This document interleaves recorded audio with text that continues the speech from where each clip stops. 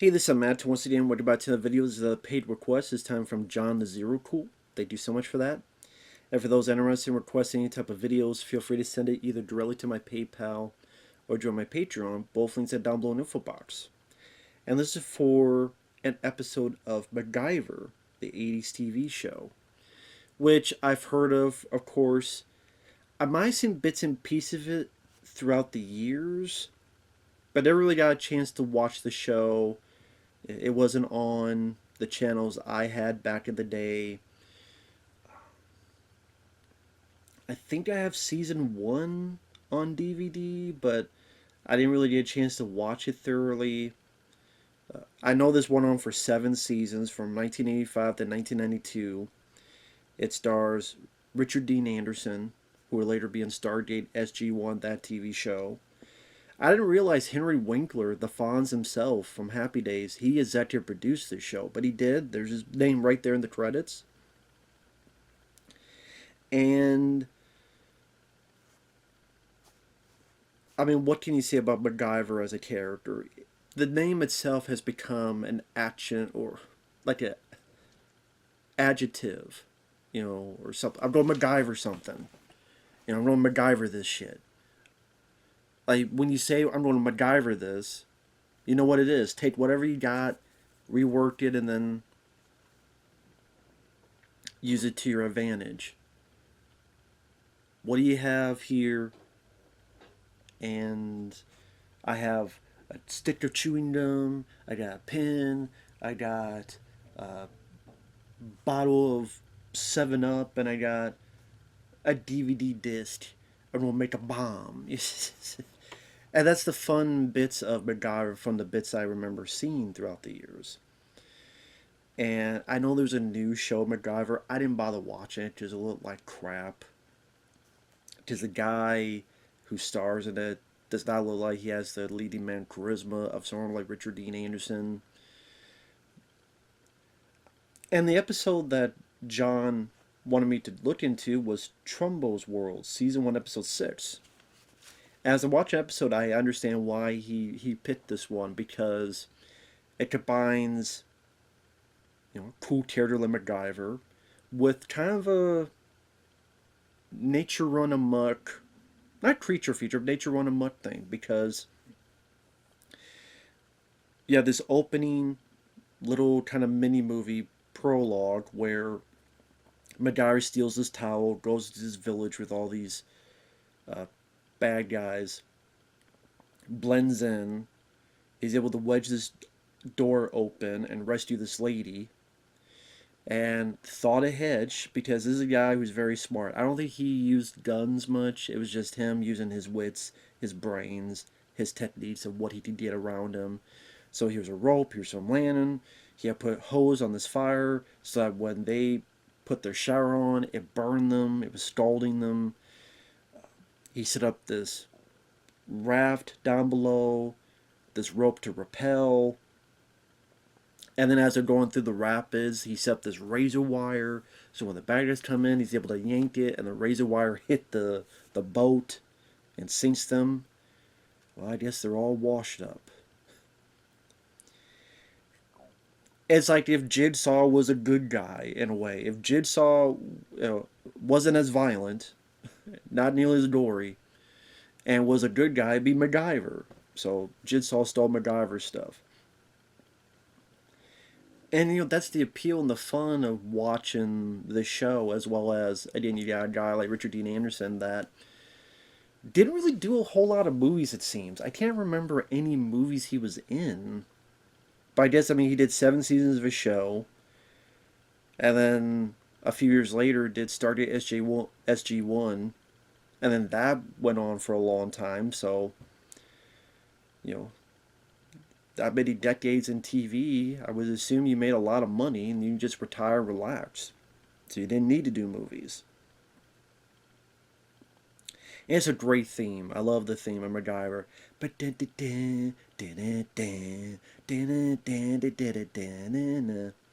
And don't get me started on MacGruber. Never thought that stuff was funny. That's an SNL parody, then it became a movie. Yeah, was never a fan of that one. But after the fun opening, great theme, we get to our actual story, which is MacGyver going to the Amazon jungle to help his friend Charlie. Something about these birds are leaving the area. The guy studies the birds and studies the environment and is wondering why this has happened. This isn't normal. They find this cocoa plantation owned by a guy named Trumbo. I recognize the actor who owns it. It's a guy named David Aykroyd, who played Inspector Switzer, the one of the bad guys in I Come in Peace. He was the guy working with Brian Benben, and then pretty much told Brian Benben, we need to kill Dolph Lundgren. Then tries to kill Dolph, and then Dolph kills him. Trust no one. Chapter 1, page 1.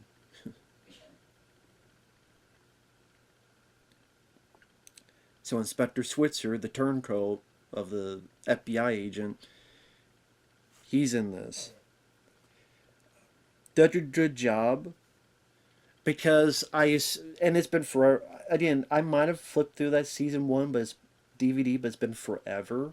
So it's like watching it anew, or just watching it anew. I figured that character would be like the okay, you have a nature run amok thing. He's gonna be the human villain, and MacGyver's got to deal with him as well as this guy, this horror film type of event. But no, I mean, you think he is at first, but he actually does try to help MacGyver and things work out at the end. So I like that they didn't go the predictable route with the Trumbull character. So after doing a bit of MacGyver, where he fixes his his pump with a battery, some quarters, using the quarters as an electric arc to weld and fix this thing for his pump. That gives Trumbo some respect for them. I don't want my men to go out there, but I will go out there. I will take you.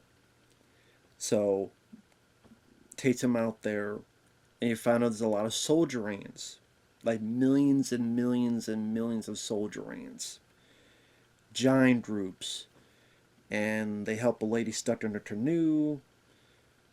But his friend Charlie's an idiot, gets killed because he's an idiot. After that, they get back to Trumbull's village. Most of the people leave. And pretty much the last chunk is MacGyver, Trumbull, and one of Trumbull's assistants trying to figure out how to stop these millions and millions of ants from getting over the compound, destroying everything, as well as to save their own lives. So again, I'm like, oh, okay. I can see why John requests this, because maybe he knows I'm a fan of those type of movies. Nature Run Amok, Alligator, Arachnophobia, Jaws, all that stuff. So I forgot this was part of MacGyver. And MacGyver gets to have a flamethrower. I mean, come on.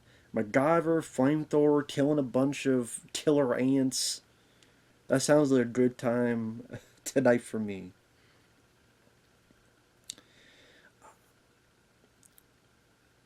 I have little nitpicks here and there. There's one bit where Trumbull and MacGyver are fighting, but it's not really that great choreography. It's more kind of this awkward scuffle because you have to have like these fights, but it's like at the same time, neither of them are fighters, and there's not expert choreography, so it's just more of like this awkward scuffle thing. It didn't look the best, I'll say. It did not look the greatest. But they use a lot of a lot of up close shots of ants.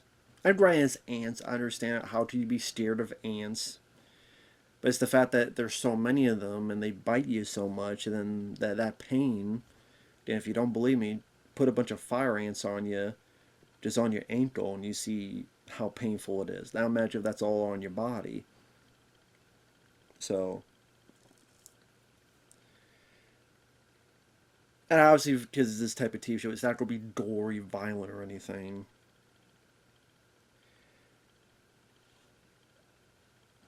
But yeah, it's nice to see like how they try to deal with this problem. And MacGyver doing all this stuff, like he makes a flamethrower, And you have him standing on Flamethrower and keeping them back. Sometimes it's the simple things that get to be satisfying for entertainment. MacGyver making a flamethrower and using it, damn it. Sometimes that's all you want.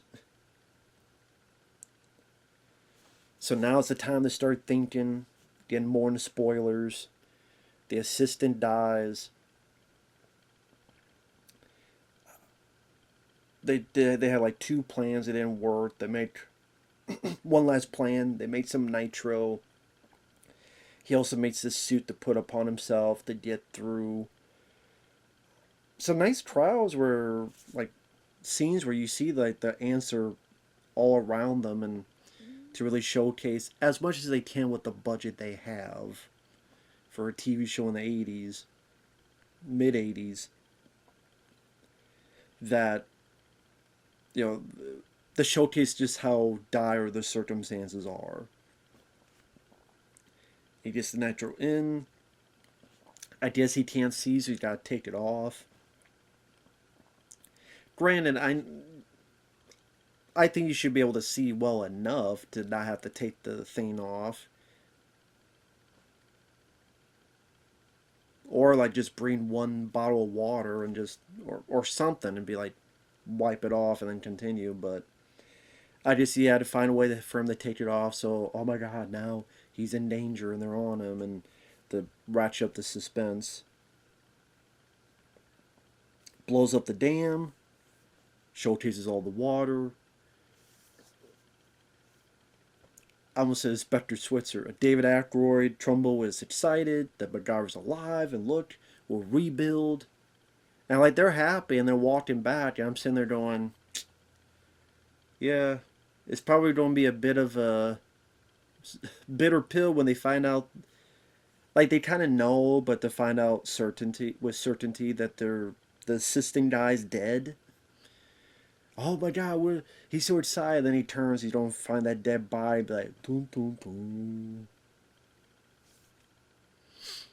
I'm glad you're excited for this dude, but someone did die helping you. At least I have like one moment where Trumbo is like, with sorrow at the end about the guy who stood by him and died for it. But it's like at the very end they forget about that. Well, it's a high note. Let's not bring the audience down. But it's one of those things about you. Well, a guy did die, you know. So I mean, at least have one moment. It's like, Even if he had like a little bottle of alcohol, like to drink to him, like a toast, or like one of those like flasks or something like that. But in other than a few nitpicks aside, this was a fun episode of MacGyver. See, I'm sure pretty different. I don't know if there's any other MacGyvers that's like this. Is like the nature run amok. I'm sure most of the time it's bad guys, terrorists, robbers, thieves, whatever the case may be. And yeah, I don't know if there's any other ones as is again nature gone amok mix, but if not, I mean, it just would make it more refreshing then. It make it seem different. It make it seem. See, that's what Mulder and Scully needed in that episode Darkness Falls with the killer bugs. They needed MacGyver. I mean, they survived, but barely. But if you had MacGyver, he could create some stuff, even within that car, and help them out. See, Mulder and Scully, they needed MacGyver. And I looked up the director of this was Donald Petrie, who directed Grumpy Old Men. So that's kind of interesting that the director of this episode did Grumpy Old Men among other movies. So nice little tidbit. But yeah, I mean, honestly, I would say this would be a fun episode to introduce people to MacGyver, especially if you're. I don't want to say horror because there's nothing scary about it, and there's nothing that would be creeping people out, be horrified by it. But again, if you like a little bit of nature run amok and you want to see it in sort of this, I would call it action adventure show. It's a fun blend. Like I said, it feels a bit refreshing, and Like I said, Richard Dean Anderson has that leading man charisma. You see why he was popular for a while. And like I said, I know I gave it away, but when I was first watching, there was some surprises. Oh, I didn't expect his friend Charlie to die. I expected Trumbo to be just this complete utter turncoat. He wasn't. So that was nice to see. Maybe I'm putting too much credit to it, but with all the stuff I've seen, a little credit goes a long way. So this was a fun episode. Flamethrower foo. There you go. MacGyver does flamethrower foo. That's all you need to know. Come on now. With a badass theme. I like that also you hear bits of the theme throughout the show as well. So that's nice to hear. Yeah, fun one. I quite enjoyed it. So with that said, thanks for watching, and we'll see you guys later. Bye bye.